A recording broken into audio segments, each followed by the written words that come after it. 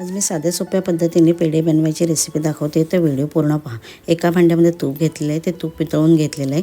नंतर त्याच्यामध्ये दूध टाकले आहे, ते त्याच्यात मिक्स करून घेतलेलं आहे चांगलं। नंतर त्याच्यामध्ये मिल्क पावडर टाकलेली आहे, ती चांगली मिक्स करून फेटून घेतलेली आहे। नंतर ते पूर्ण चांगलं फेटून घेतलेलं आहे, एकदम सॉफ्ट होईपर्यंत मिश्रण। नंतर ते मिश्रण एका प्लेटमध्ये बाहेर काढून घेतले आहे, ते थंड करण्यासाठी ठेवलेलं आहे। ते पूर्ण थंड झाल्यावर त्याच्यावर पिठी साखर टाकली, वेलची पावडर टाकले।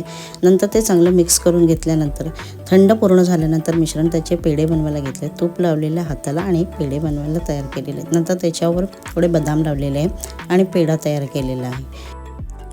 यामध्ये तुम्ही फूड कलर टाकून वेगवेगळ्या रंगाचे पेढे बनवू शकता। ही साधी सोपी पद्धत पेढ्यांची कशी वाटली हे मला कमेंट करून नक्की सांगा। व्हिडिओ आवडली असेल तर व्हिडिओला लाईक करा। चॅनलवर नवीन असाल तर चॅनलला सबस्क्राईब करा आणि पूर्ण व्हिडिओ पाहण्यासाठी धन्यवाद।